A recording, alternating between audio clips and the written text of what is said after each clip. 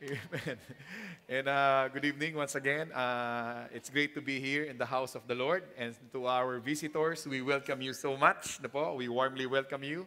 And later on, if you could visit our first-time visitors booth, we would love to welcome you there. Amen. And tonight, I'm so excited to share God's Word. Are you excited to hear God's Word tonight? Ako po ay excited na po. At ngayon po ay meron po tayong kakaibang pamamaraan ng pag-aaral ng salita. We will be going through a lot of verses today. So if you have your pen, your notes, your iPad, your Bible ay maganda pong ihanda po natin. Medyo marami-rami po tayong verses na pupuntahan po ngayong gabi. So for a start, I would love to show you this thing. This is my former eye. Nagsawa po ako sa kulay blue, Kaya pinalitan ko na po yung mata ko. Joke lang po, our eye, we protect it so much, We don't want it to be scratched. We don't want it to be wounded, Ayaw po natin yan. So we will do everything to protect our eye. Why? Because it's the thing that give us the sight, Ito nagbibigay sa atin ng nakikita, Ayaw po nating maging sightless, Have you experienced being sightless? You see nothing. There was a time in my line of work, long time ago, I went to Hong Kong. I was booked in a room, a room na it's a hostel, medyo mumurahin, And I didn't notice that that room doesn't have any window. No rays of light will be entering that room, Kaya minsan sa madaling araw, ako'y nagising. Ipikit mo ang mata mo, idilat mo ang mata mo, pareho rin at nakaka-nervyos.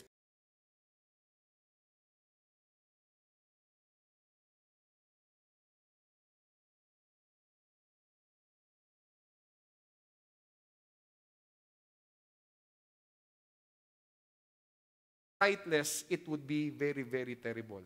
If we are just sightseeing in our Christian walk, it is also terrible. When I say sightseeing, sa ating pananampalataya, we have no stand, we have no principle, there is no change lives, no change life, wala. Sightseeing lang, nasa church, sumisimba, pero sightseeing lang, medyo mahirap. When I say sight, it would be good if we have some foresight, meaning we can forecast the future. We can predict the future, or should I say, better still, it's good that we have a vision. Meron tayong foresight kung ano po ang mangyayari. Maganda rin po kung tayo po ay merong hindsight. Meaning to say, when we look at the past, we analyze the situation that had happened and evaluate and do something better today and for the future. Meaning to say, we learn from the past. We learn from our past mistakes. We learn from our past success. We don't live in our past success. We learn, evaluate, and make it better. Ito po ang maganda sa sight. Very important po ang merong sight. But did you know that there is something more better? Meron pa hong mas higit pang mahalaga kesa sa sight. Yes, I know, sight is very important, but there is something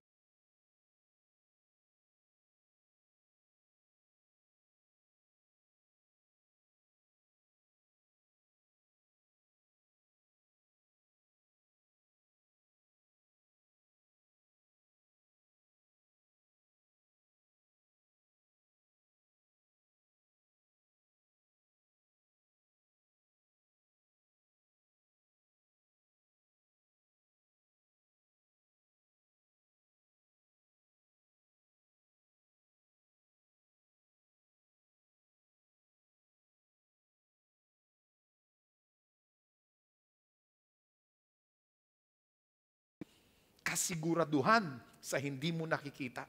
Alam niyo po, pag tayo po ay tinanong ng isang intelektual na tao at tinanong sa iyo, how will you define faith?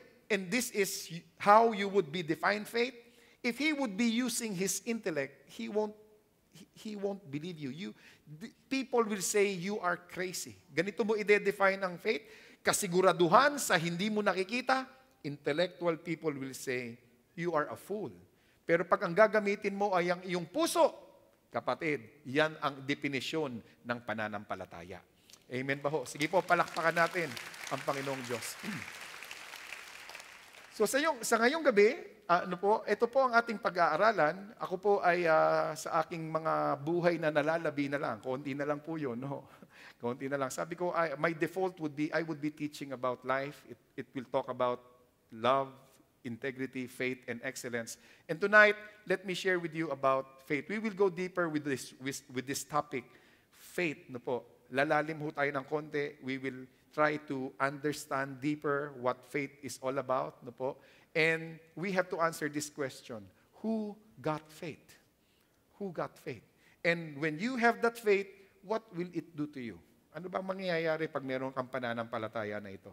Who got faith? Sino ang merong pananampalataya? Can we bow our heads and let us pray? Excuse me. Heavenly Father, thank you, Lord, for this wonderful evening. Thank you for bringing us into the house of the Lord. Tonight, Lord God, Panginoon, ang aking mga kapatid, ayaw nilang palalampasin ang isang linggo nang hindi sila nasa bahay-sambahan. Panginoon, katagpuin niyo po ang aming ganitong pananampalataya. Katagpuin niyo po ang aming desire na nasa simbahan. Let your word bless us today as we have blessed you a while ago by worshiping you.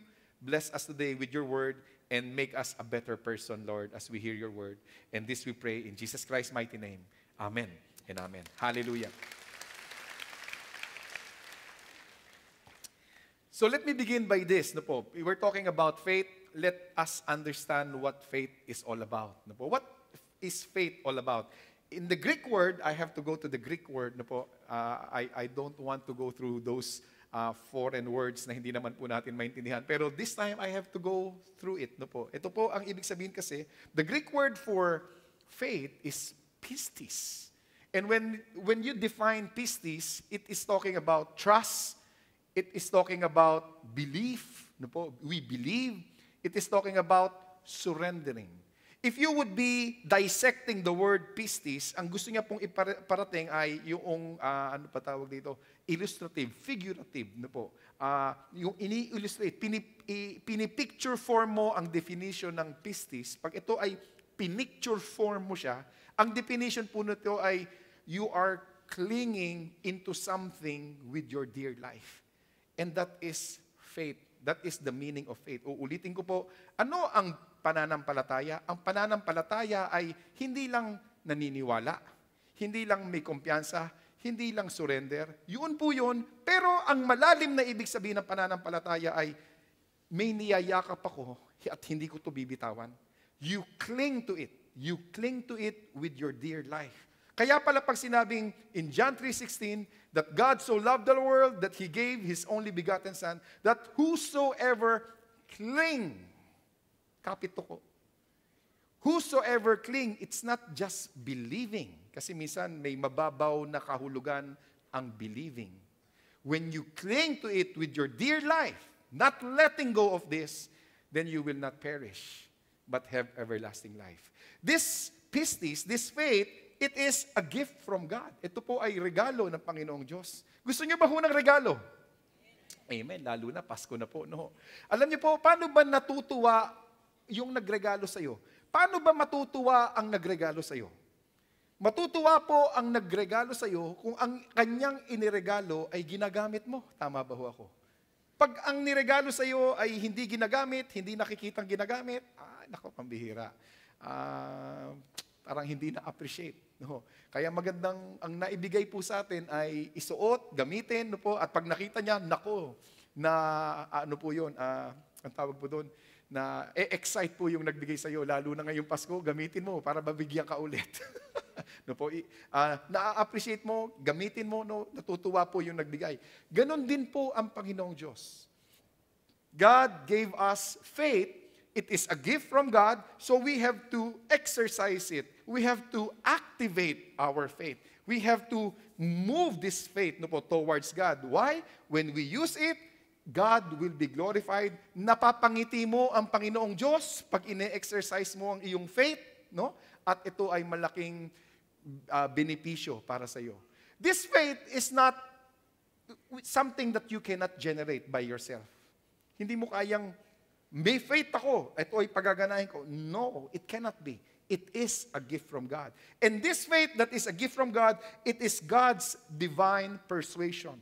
God has imputed this in your heart. God has placed this in your heart. God has implanted this in your heart. Itinanim ng Panginoong Diyos ang pananampalataya sa iyo upang saliksikin mo ang Panginoong Diyos. It is placed in your heart so that you will search for God and God will be pleased. Natural mong hahanapin ang Panginoong Diyos sa iyong buhay.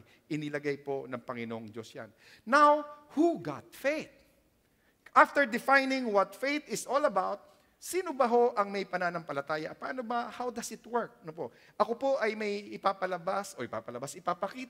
na 3 bagay kung sino-sino ang mayroong pananampalataya. And let's see how can we relate with these 3 examples. Ano po? Una sa lahat, let me share to you this verse in Mark chapter 10, verse 46 to 47.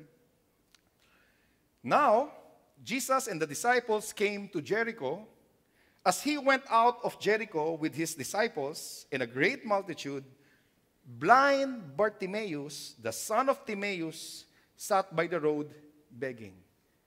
Before I go any further, I would like to, share with you what's the meaning of Bartimaeus.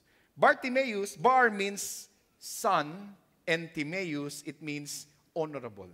Yan po ang ibig sabihin ng Bartimaeus. Ano po? An honorable son. Alam niyo po ang buhay po ay full of irony. Ang buhay po ay punong-puno ng kabaliktaran. Tulad po nito, ano po? Bartimaeus, honorable son. Honorable son but incapacitated. Bulag. Honorable son pero begging, namamalimos, napakababang uri ng hanap buhay. Kung tatawagin ko pong hanap buhay. Ayokong dadating sa ang buhay ko sa namamalimos. Naunawaan niyo po ibig ko sabihin. At ang pangalan niya po, pag isipin niyo na lang, tuwing tatawagin si Bartimaeus. Bartimaeus! But he would be incapacitated and begging. Life is full of irony. Maybe someday I can preach on this verse alone. But this is not my topic. Gusto ko lang po pasadahan ng mabilisan. Ang buhay po ay ironic. Very ironic. Why does evil prosper? Yung mga evil, nagpa-prosper. At ang righteous, they suffer. Irony. Life is full of irony. Anyway, let me read through. And when he heard that it was Jesus of Nazareth, blind Bartimaeus, the honorable son, heard that Jesus of Nazareth is there. He began to cry out and say, Jesus, son of David, have mercy on me. Kaawaan mo ko, kahabagan mo ko. And in verse 48, so Jesus answered and said to him, what do you want me to do for you? Alam niyo po, kung ako si Bartimaeus, sasabihin ko kay Lord, Panginoon, hindi ba obvious? Yun ang sasabihin ko sa kanya. Ito po ang sabi ng bulag.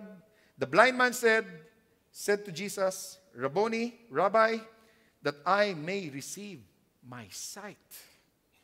I want my sight back. Kailangan ko makakita. Nahihiya na ako sa kalalagayan ko. Then Jesus said to him, go your way, your faith has made you well. Who got faith? Who got faith?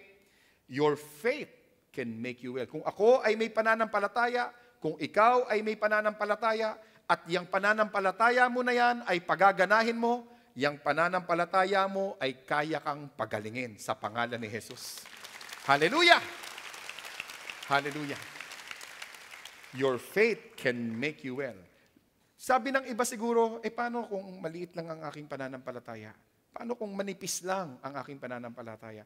Paano kung ang aking faith ay hindi masyadong faithfulness? Paano kung ang aking faith ay isang katutak ang unfaithfulness? Paano kaya? Ito po ang sabi sa Luke chapter 17 verse 6. Sabi po sa Luke, and the Lord Jesus said, if you have faith as a what? As a mustard seed. Isang butil ng, isang maliit na binhi. Mustard seed, mustasa. Kung meron kang pananampalataya na kasing laki ng binhi ng mustasa, you can say to this mulberry tree, sa isang puno, Be pulled up by the roots and be planted in the sea, and it will obey you. Kung meron kang isang butil ng pananampalataya. No? Yaan ang nagagawa ng pananampalataya. Sabi ko, ganun ng pananampalataya, no? Mahuhugot ang isang puno. It's very hard to uproot a tree. If you will be doing tree planting, it will take a lot of energy. It will cost you so much. Nakakita po ako sa Japan, nagre-replant. They take away the tree. No po, ililipat po somewhere. They need a truck, they need a pulley, they need a lot of stuff para ma-uproot at para mabuhay siya kung ililipat man sa iba. It's hard to uproot a tree. No po. But if you have faith, wow. I could just imagine if you have this kind of problem. Do you have this kind of problem? Do you have a mulberry tree-like problem? Can I say that again? Do you have a mulberry tree-like problem? Yung problemang wala ka nang magawa. Yung problemang laging nandyan. Yung problemang hindi mo mahawakan, pero lagi kang nasasaktan. Meron kang bang ganong klaseng problema? Yung pambihirang problema to. Laging, it is right on your face. It's always there. A problem that is always there, but you cannot do anything about it. Well, if you have faith, we could command that kind of problem be uprooted, meaning there will be no more trace. There will be no more trace. It would be uprooted with no effort at all. Just use your faith, and that problem will be thrown into the deep of the sea. No trace. Hindi mo makikita. Natatanggal ang problema. Meron ka bang ganong problema? Subukan mong utusan ang problema mo sa pangalan ni Jesus na mawala. Subukan mong utusan. At gagawin ng Panginoong Diyos ito para sa iyo kung meron kang pananampalataya. Utusan natin. Mabunot ka sa pangalan ni Jesus. Mabunot ka. Kung ano man pong problema yan. No? So, your faith can make you well. If you will be doing this by faith, no po, talaga pong ang salita ng Diyos ay may kapangyarihan, mangyayari para sa iyo yan. Do you believe it? Oops, mahina. Do you believe it? Hallelujah. Sige nga po, palakpakan natin ang Panginoon. Faith. Hindi ko po tinuturo ito dahil itong alam ko. Hindi po. Itinuturo ko po ito kasi ito ang sabi ng Diyos. Nasusundan niyo ba ang ibig ko sabihin? Kaya po ganun siya makapangyarihan. Hindi ko po tinuturo dahil akin to. Hindi po. Tinuturo ko to kasi sabi ng Diyos. At pag sinabi ng Diyos at ginawa mo, mapapahiya ang Diyos na hindi niya tutuparin ang kanyang pangako.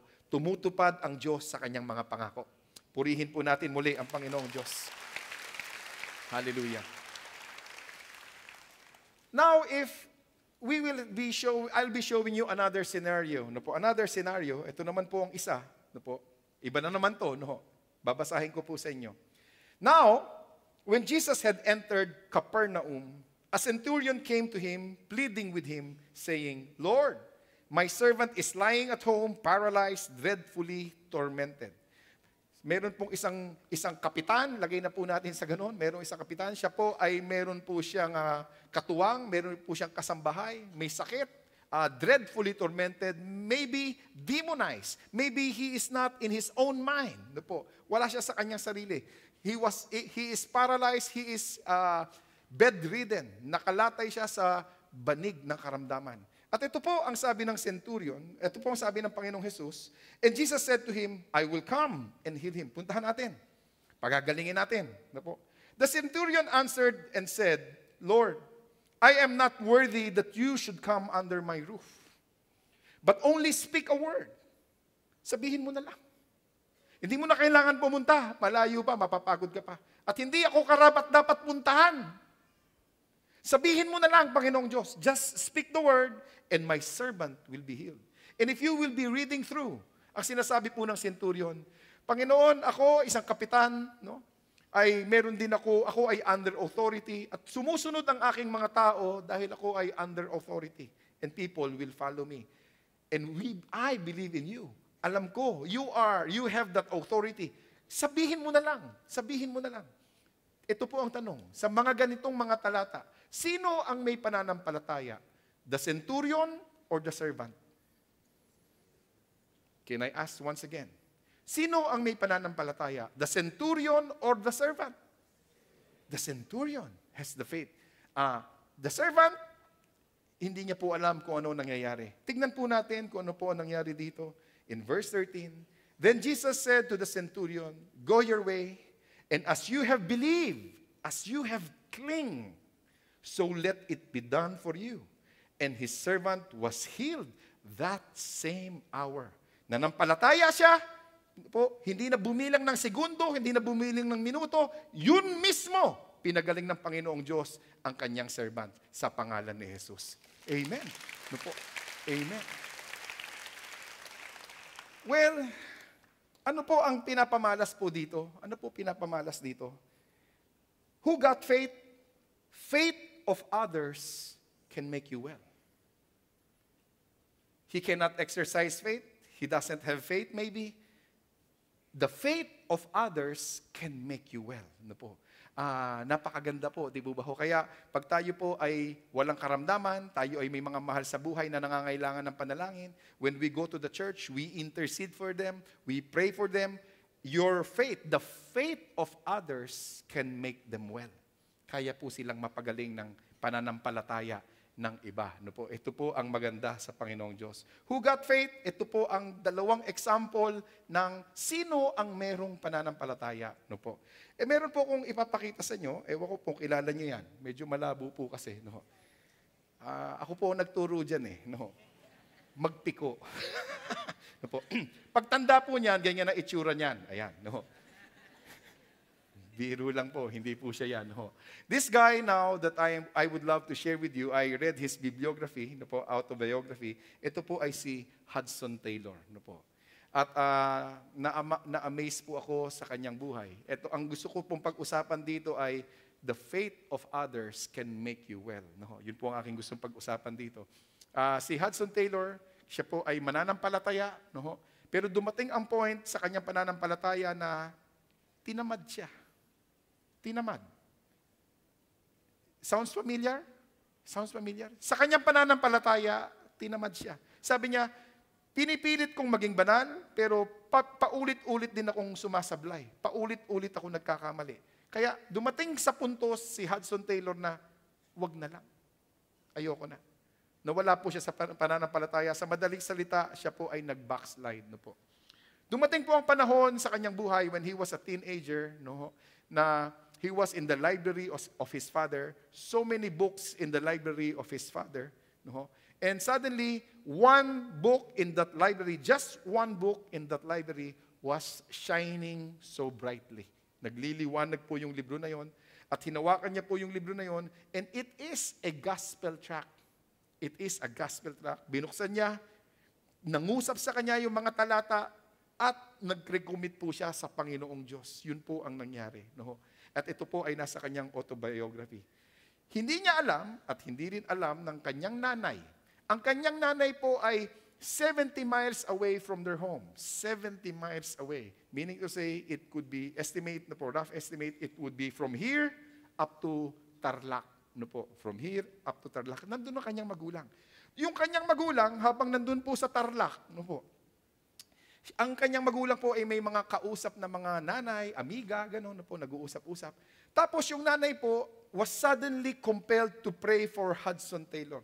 Suddenly, the mother was compelled by the Holy Spirit to pray for Hudson Taylor. So, she left her amigas, no, iniwan sandali yung mga kanyang mga sisters, mga kapatiran, at siya po ay pumunta sa kwarto at nanalangin para sa kanyang anak.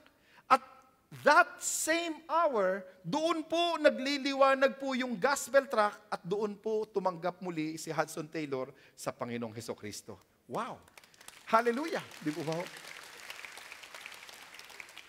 The faith of others can make you well. Why am I sharing this with you? Because the Bible, no po, 2,000 years ago, it was written 2,000 years ago, the centurion story, it was long time ago. Totoo pa ba yun? Yes, sa panahon ni Hudson Taylor, naging totoo. Ito po, ang buhay ni Hudson Taylor ay nasa mga late 1800s. Yun po ang kanyang buhay. In the late 1800s. At ito po ang accomplishment ni Hudson Taylor. Let me show you his accomplishment. No po, dahil meron pong nanumbalik sa Panginoong Diyos. Ito ang nagawa niya. Sabi po dito, he brought 968 missionaries to the field of China.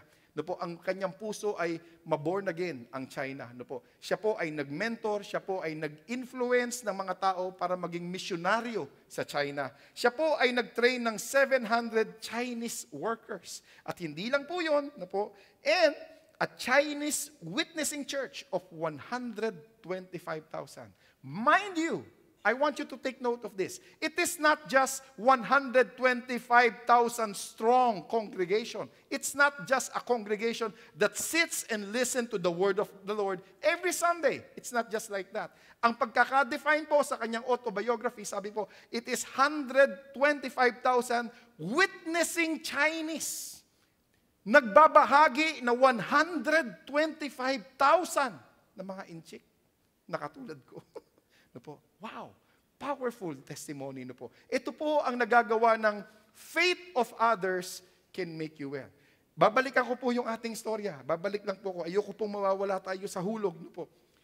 2,000 years ago, it was the story of the centurion. In the 1800s, it happened to Hudson Taylor. And miracles had happened in China because of this man. Sa panahon natin, in the 21st century, totoo pa ba kaya ang salita ng Diyos? The faith of others can make you well. Let me show you this photo. I don't know if you could recognize this photo. Kilala niyo ba ho yan? Bibigyan ko po kayo ng tip. No po.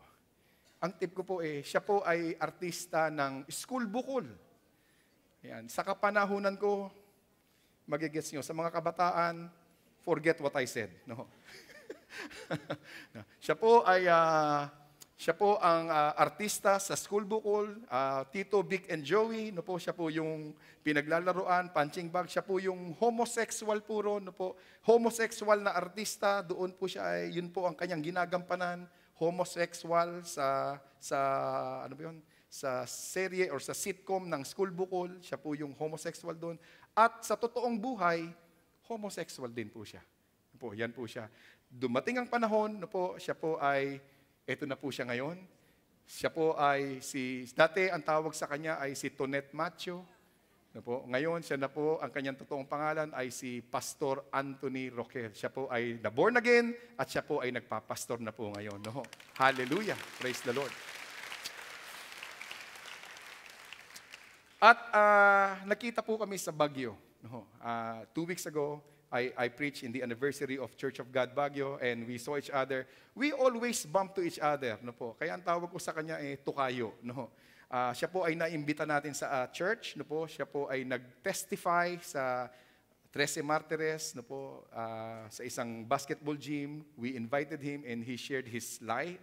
We invited him and he testified sa kung ano ang nangyari sa kanyang buhay, sa isang basketball gym sa 13 Martires.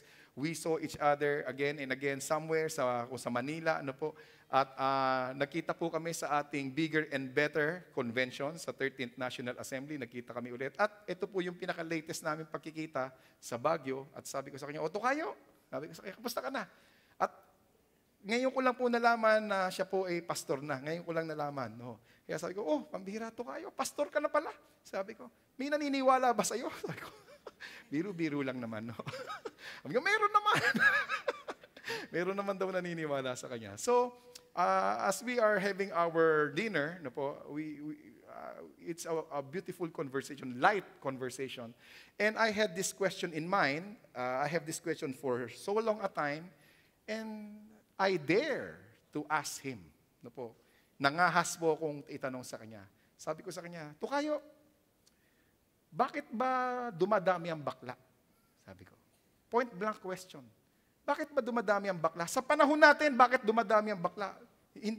Noong unang panahon, hindi naman ganun kadami. Bakit ngayon, ang dami-dami? Hindi naman nanganganak. Sabi ko. Pero parami ng parami. Sabi ko. So habang siya'y kumakain, sabi niya, Pastor, sabi niya sa akin, humawak ka sa silya mo, sasagutin ko yung tanong mo. So ako naman, umastang hahawak, no? Baka malaglag ako. Kaya yun din nasasabihin ko sa inyo, kapatid, humawa ka sa silya mo. Maririnig mo sagot ngayon. Sabi niya, do you know who is the greatest producer of homosexuality? Sino ba ang greatest producer ng kabaklaan? Sabi ko, sino? Ang mga ama ng tahanan. Pambihira. Natahimik ako. Napanganga ako. The greatest producer ng mga kabaklaan ay ang ama ng tahanan. Natahimik po ako at nag-eye to eye contact po kami. No? At ang sabi niya, ako personally, sabi niya, ako ay iniwan ng aking ama when I was 4 years old. My father has to go abroad to work and send money. No? Sa isang 4-year-old, during his formative years, sabi niya, hindi ko naman naiintindihan ang pera. Hindi ko naiintindihan. Ang kailangan ko, isang 4-year-old kid, ang kailangan ko aruga ng tatay at nanay. Kailangan meron akong image ng ama, meron akong image ng ina. Nawala yung tatay ko. Hindi ko maintindihan. Hinahatid namin sa airport. Umiiyak ako, hindi ko maintindihan bakit ako iniiwan ng aking tatay. Sabi niya. And so, ito ako, sabi niya, ito ang formula sa isang bakla na katulad ko. Ito ang formula. Bakla noon. No? Sabi niya, absentee father plus dominant mother at home equals a person like me. Let me repeat what he said. Absentee father plus a dominant mother at home is a person like me. Ito ang produkto ng ganong klaseng tahanan. Ay ko, pambihira. Natahimik po ako. Seryoso yung kanyang sagot. Meron ba hong nalaglag sa inyong upuan ngayon? And he continued his story. Sabi niya, my father left me at 4 and I am practicing homosexuality at the age of 6. Ano? Sabi ko. Wala ka pang muang nun? Wala ka pang mali siya nun? Oo nga eh. Kaya ang homosexuality, ito ay hindi hawa-hawa. This is a spirit, an evil spirit. Wala akong kamuang-muang nun. And then, practicing homosexuality at the age of 6, nalilito ko kung ano ang aking gender. Walang tumimon sa aking buhay. Ako ay naging teenager, ako ay naging artista. Nung ako ay naging artista, mas lumala ang aking buhay. Nagkaroon ako ng pera, kaya ko bilhin ng lahat. Sabi niya, pag ikaw hindi ko alam kung share ko pa to. No? Sabi niya, pag bakla sa bakla, sabi niya, mura lang yon, cheap lang yon. Pero pag kukuha ka ng straight, mahal yon kasi liligawan mo pa. Sabi niya. And I would be doing that thing, that filthy thing. Sabi niya, I would be doing that filthy thing with 5 men all at the same time. Sabi niya, pambihira. Yan ang kanyang buhay. Until the Lord found him, natagpuan po siya ng Panginoong Diyos, no po? At siya po ay hindi lang natagpuan ng Panginoong Diyos, siya ay nagbago, siya ay na-born again, at hindi lang nagbago, siya ay nagpastor pa para sa Panginoong Diyos. Ito ang buhay ni Anthony Roquel. No po? Wow! At sa aming course ng aming conversation, biglang may joke pa siya. No? Sa likod niya, mayroong mga lalaki, mga matitipuno, na lumakad sa kanyang likuran. At sabi niya, napagano siya.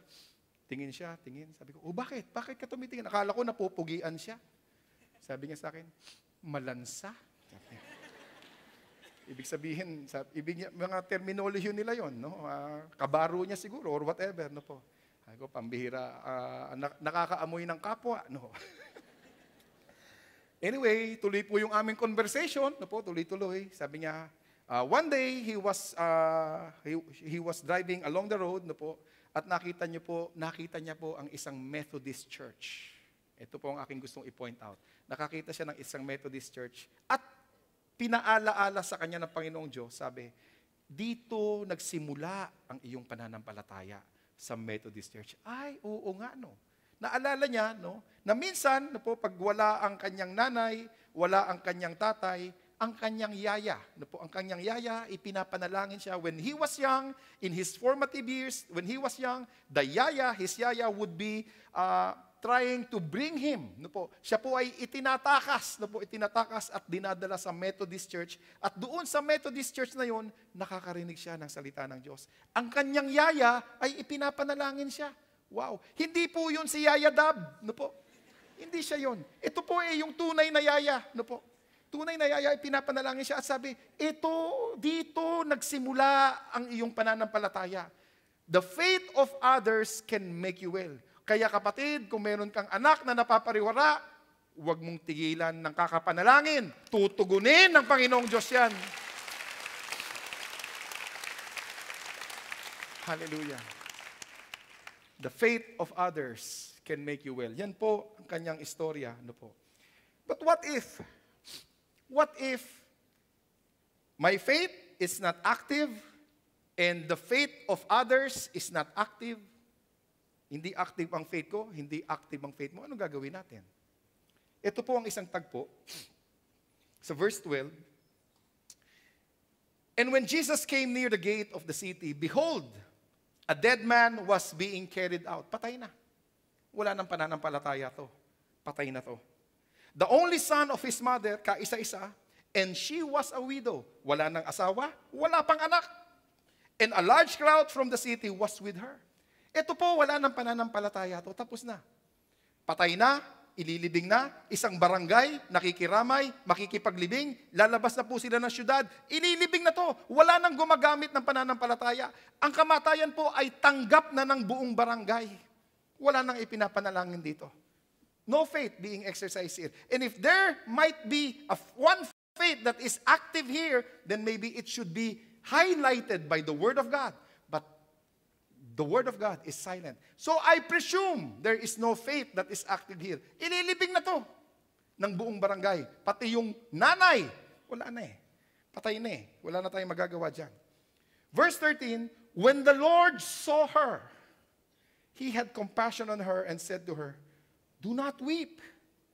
Then Jesus came and touched the open coffin, and those who carried him stood still. And Jesus said, young man, I say to you, arise.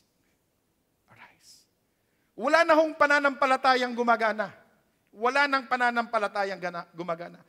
Alam niyo ba ho, pag wala na palang pananampalatayang gumagana, ang grasya ng Panginoong Diyos ay gumagana pa rin. Ito pa ang gumagana. No po, kaya kung kaya po tayo po ay tumatawag sa Diyos when we call upon God, compassionate God. Truly, He is a compassionate God. Hindi na gumagana ang pananampalataya mo, pero ibibigay pa rin niya yung kanyang compassion. No po. Yan po ang ating Panginoong Diyos. Pag tayo po ay tumawag sa Kanya, gracious God, wala nang pananampalataya, gracious pa rin ang Panginoong Diyos. What more kung pagaganahin natin yung malabutil na pananampalataya natin? How it can work wonders for us. Yung malamustasang pananampalataya natin. Yung wala ngang pananampalataya, may ginagawa pa ang Diyos. Yung pa kayang malabutil na pananampalataya, pagaganahin natin. More so, the Lord will appreciate this. What's the point here? What's the point here? Who got faith? When no faith, pag wala na pong pananampalataya, no faith at all does not necessarily mean it's hopeless. It does not necessarily mean it is hopeless. Tonight, let me end this message by showing you this photo. Ito po ang taong ito. Ito po ay nakilala ko sa Japan. I was in Japan. And alam niyo pong hirap mag-preach sa Japan. Ako po ay natutuwa. Hindi ako nagre-reklamo. Nag-e-enjoy ako, pero nahihirapan ako. Kasi pagpasok mo dun sa church, pagpapasok ka dun sa convention, tanggal sapatos, tanggal ka sapatos, pasok. Pag ikaw naiihi ako, suot sapatos, punta ka sa kabilang building, tanggal ka na naman, CR ka, suot na naman. Sabi ko, napapagod ako dito. Tanggal ng tanggal. Kultura nila, wala tayong magagawa. I have to respect their culture. Napapagod ako, kaya pag nawiwiwi na po ako, tinitiis ko na lang. Ayoko na magtanggal ng sapatos. Kaya kailangan pag bumalik ako doon, kailangan sapatos ko, disiper. Anyway, I preach in the church, in their convention. And when I finished preaching, I gave my all. I poured out everything, all my energy, everything, just like what I'm doing now. Pouring everything, doing my best for the Lord and for the congregation. And when I have done that, I am so exhausted. Very exhausted. I would love to get out from the crowd, be alone, isolate myself, take a little breather, makahinga lang ng konti para makabalik. No? Ayoko munang may makakausap. No po. Sa aking maliit na pahinga, magsisimula pa lang ako huminga. Siguro nakakalimang hinga pa lang ako. Nakakalimang hinga. There's a woman who came near me and she hold my hand. Sabi nga sa akin, Pastor, sabi nga, I was dead, but now I am alive. Those liner, I have heard it many times. Narinig ko po ng maraming beses na po yung liner na yan. Pero ito ngayon ay sinasabi sa akin ng babaeng ito ng merong conviction. Meron siyang conviction. I was dead, but now I am alive. So sabi ko, what's your name? Nori. Sabi niya, Nori, can I hear your story? Ano ba storya mo? Sabi niya, alam mo, Pastor, ako ay isang lesbian. Noon ako ay isang lesbian. I have been a lesbian for 38 long years. Yan po ang pagiging tomboy ko. And I live a very filthy life. Karumal-dumal. Nakakahiya, nakakadiri na pamumuhay. Yun po ang kanyang mga salita. No? At dumating ang panahon, 38 years old ako, nagkaroon ako ng tumor. Brain tumor. At ako ay na-comatose ng matagal na panahon sa Japan. At hinawakan ng Japanese doctor ang aking kamay sa isang Japanese hospital. Hinawakan ng Japanese doctor ang aking kamay.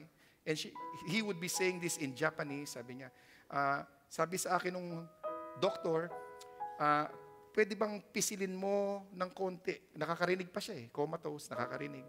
Pwede bang pisilin mo ang aking kamay, sabi ng doktor, kung tuloy ang operasyon. Pakipisil lang ng konti, kaya mo yan. Sabi niya sa kanyang isip, comatose, tumutulo ang kanyang luha. Sa isip niya, ayoko magpa-opera. So matagal na oras po nang pinagbigyan siya ng doktor to react to the question of the doctor, and she didn't press the hand or the finger of the doctor. The doctor left her with these words, sira ulo to, mamamatay na to. She heard it and she cried some more. And in her dying bed, nanalangin po siya. Sa kanyang dying bed po ay ginamit niya yung malabutil na pananampalataya. In her dying bed. Ito po ang panalangin ng isang lesbian. Sabi niya, Panginoon, patawarin mo ko. Patawarin mo ko sa aking mga kasalanan.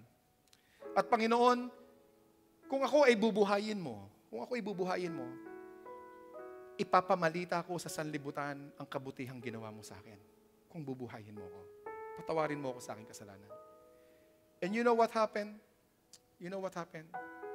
Nori died. She passed away. Patay. Namatay po siya. At siya po ay tinakpan ng white sheet. This is the normal thing that I see in the Philippines. Takpan ka ng white sheet. Tali-tali, dulo-dulo. And carried out to the morgue. And she was issued with a death certificate. Certified, patay na. Dinala po sa morgue. At while he was there, when her soul left her body, her soul went to heaven. Pambihira. Isang lesbian, ilang hininga na lang ang kanyang buhay nakahingi ng tawad sa Diyos, dinala sa langit. At nung siya po ay nasa langit, sabi niya, pambihira, ang ganda ng langit. The sounds, the music, the worship, the surroundings, the ambience, it is so perfect. Ang ganda sa langit. Ayoko nang bumalik sa lupa. Ang ganda dito sa langit. Sino ba ho dito gusto na pumunta sa langit ngayon? Ayaw pa. Naintindihan ko kayo. Naintindihan ko. Ganda ng langit, sabi niya. Ganda ng langit. Ayaw niya nang bumalik. At sa kalagitnaan ng kasayahan, nagsasaya po siya. Sabi niya, I am enjoying this place. Walang worries, wala ka nang aalalahanin, wala ka nang matandaan na problema. Ang saya-saya. Then suddenly, two strong arms pick her up from the crowd, two strong arms, and she believes it's the hand of the Lord Jesus Christ. The Lord took her up, put her somewhere, and did something like this. Parang pinaspasan daw po siya. tinanggalan siya ng isang katutak na kasalanan. Pinaspasan siya. And after the Lord have done that to her life, suddenly, she's back on earth and alive and conscious. And when she looked to the left, uy, may patay, sabi niya. Look to the right, uy, may patay. No po? So natakot po siya, no po, taking away that white sheet, and she ran away. She opened the morgue door, binuksan niya yung pintuan ng morgue, tumatakbo siya. She ran to the nurse station, sabi niya, nurse, may patay, may patay. Nung nakita siya ng nurse, sabi ng nurse, patay, patay. What a story. What a story. Yan ang kapangyarihan ng Panginoong Diyos.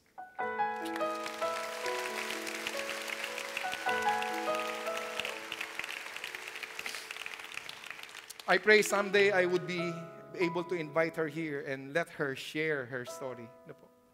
Someday I pray I can do that. What's the topic for tonight? Our topic is about faith. Yung malabutil na pananampalataya. Alam ko meron yan dyan. Maring hindi isang galong pananampalataya yan. Malabutil na pananampalataya. When we activate it, when we exercise our faith, God will hear your prayers. God will do that for you. Can I call on the leaders of the church? And as we partake with this communion, I'm sorry we went over time. Patawarin niyo po ako. No? And as we partake with this Holy Communion, this is my prayer. Let us exercise our faith. At alam ko, ang Panginoong Diyos, He will do wonders in our life today. Can I invite you to bow your heads and let us pray? Panginoong Diyos, thank you for enhancing our faith tonight. And this is my prayer, Lord God, as we partake with these holy elements, Panginoon, patawarin mo kami sa aming mga pagkukulang. Teach us to exercise our faith. And as we partake with these holy elements, let your blessing be upon us. Your children will continue to pray as we prepare. Honor their prayers. And this I pray in Jesus' name.